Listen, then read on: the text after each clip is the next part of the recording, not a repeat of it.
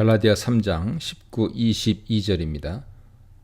바울은 이 단락에서 하나님이 율법을 주신 목적에 대해 여러 명제들을 쏟아냅니다.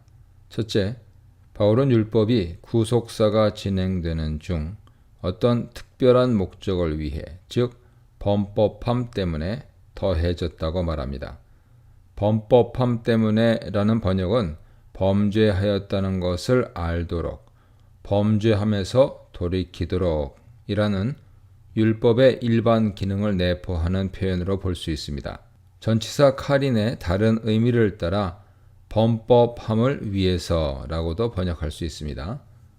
이 경우 놀랍게도 결과적이긴 하지만 율법이 오히려 범법함을 증가시키기 위해 더해졌음을 의미할 수도 있습니다.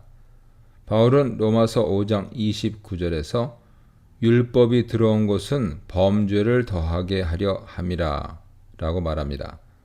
바울은 아마도 그리스도의 속죄 사역으로 우리를 인도해주는 율법 기능을 강조하고 있는 듯합니다. 즉 유대인이든 이방인이든 율법 아래 있는 자들은 오히려 그 범법함의 증가로 인해 그리스도께 의지할 수밖에 없다는 것이죠. 물론 이것은 바울이 회심한 후 그리스도 십자가 죽음을 통해서 비로소 발견하게 된 율법 기능이라고 해야 할 것입니다.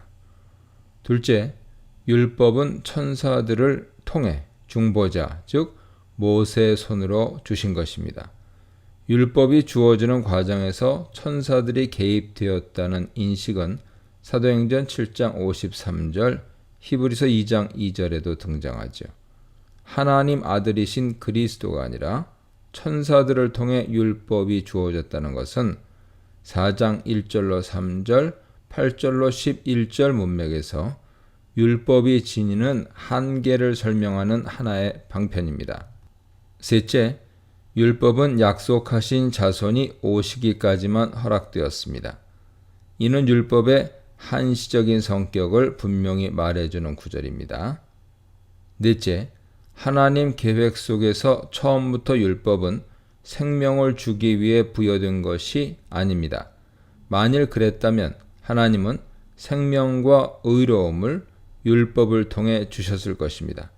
율법은 생명과 의로움을 주기 위해 복음과 경쟁하지도 않습니다. 그런 점에서 율법은 하나님의 약속을 반대하지 않습니다.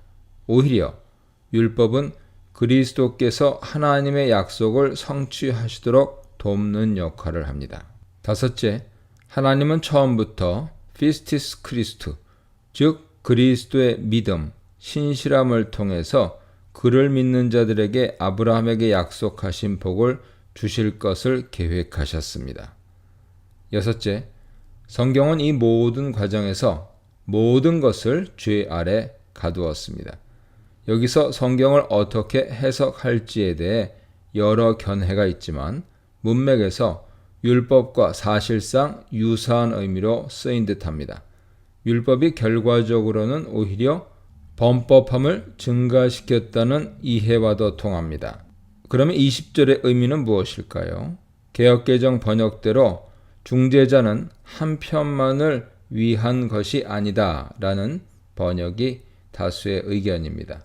중재자인 모세가 천사들과 이스라엘 백성 두 편 사이에서 중재하였다는 의미죠. 이를 통해 바울이 재차 확인하려 하는 것은 율법이 그리스도를 통해서가 아니라 천사를 통해 주어졌다는 사실과 모든 민족이 아니라 이스라엘 백성들에게 주어졌다는 사실입니다. 즉 율법의 제한됨이죠. 그러나 하나님은 한 분이시다. 즉 하나님은 유대인만을 위한 하나님이 아니요 모든 민족의 하나님이시라는 점을 강조합니다. 그래서 모든 민족을 위한 복음은 다른 방법으로 주실 것임을 암시합니다. 23, 25절입니다. 23절은 19절과 22절을 되풀이하고 있습니다. 율법 아래 매인바되고 갇혀 있었던 시기는 구속사 속에서 하나님 백성이 율법 아래 살던 기간을 다메섹 이후의 관점에서 묘사한 표현입니다.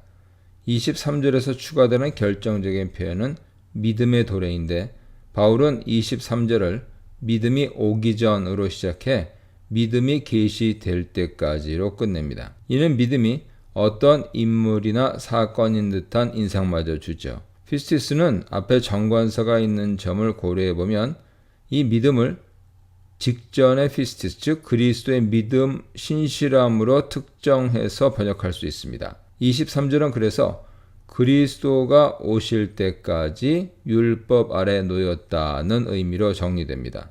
이 모든 것을 종합하는 비유가 24절에 등장하죠.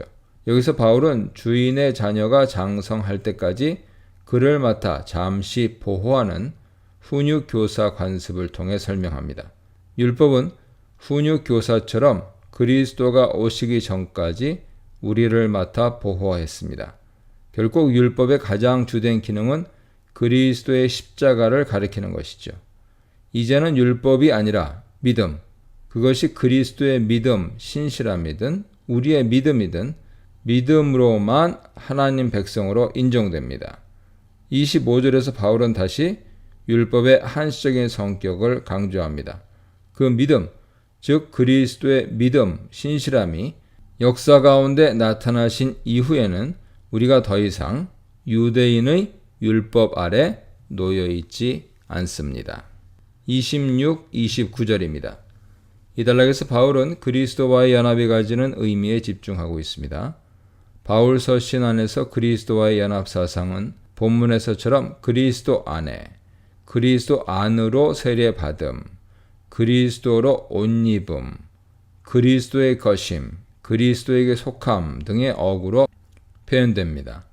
신학적으로 볼 때도 그리스도와의 연합 사상은 바울 신학의 중심이라 할 만합니다.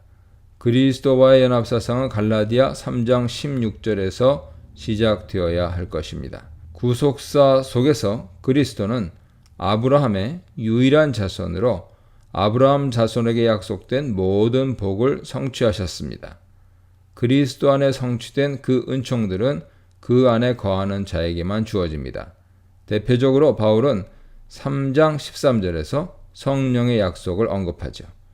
26절에서 바울은 그리스도 안에서 우리도 하나님의 아들이 되었다 말합니다.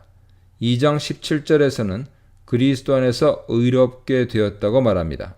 이 그리스도와 연합한 자는 이제 그리스도의 생명과 그리스도가 사신 삶을 살아갑니다. 27절에 그리스도 안으로 세례받다라는 표현은 그리스도와의 연합을 나타내는 관용 표현일 수도 있고 초대교회 실제 세례의식을 지칭할 수도 있으나 그리스도와 연합된 상태를 말하기는 마찬가지입니다. 그러한 자들은 그리스도로 옷 입었다는 표현이 재미있는 표현이죠. 이 표현은 어떤 사람의 특징, 성격, 생각을 모방하여 그 사람처럼 되다라는 의미를 지닙니다. 그리스도와 연합한 자들은 이제 그리스도의 성품, 생각, 행동을 본받고 닮아간다는 의미죠. 이는 2장 20절에 이제 내가 육체 가운데 사는 것은 나를 사랑하사 나를 위하여 자기 자신을 버리신 하나님 아들의 믿음, 신실함 안에서 사는 것이라는 말과 동일한 고백입니다. 그리스도와 연합하여 성령을 따라 사는 것이야말로 하나님 자녀된 증거라고 바울은 주장하는 것입니다. 그리스도와의 연합을 통해 주어지는 하나님의 약속이야말로 인종이나 사회 신분이나 성별 차이에 구애받지 않고 동일하게 적용되는 복음 진리입니다. 29절은 이를 다시 확인합니다. 그리스도의 것 혹은 그리스도에게 속한 자는 누구든지 아브라함 자손이요 약속을 이을 자입니다.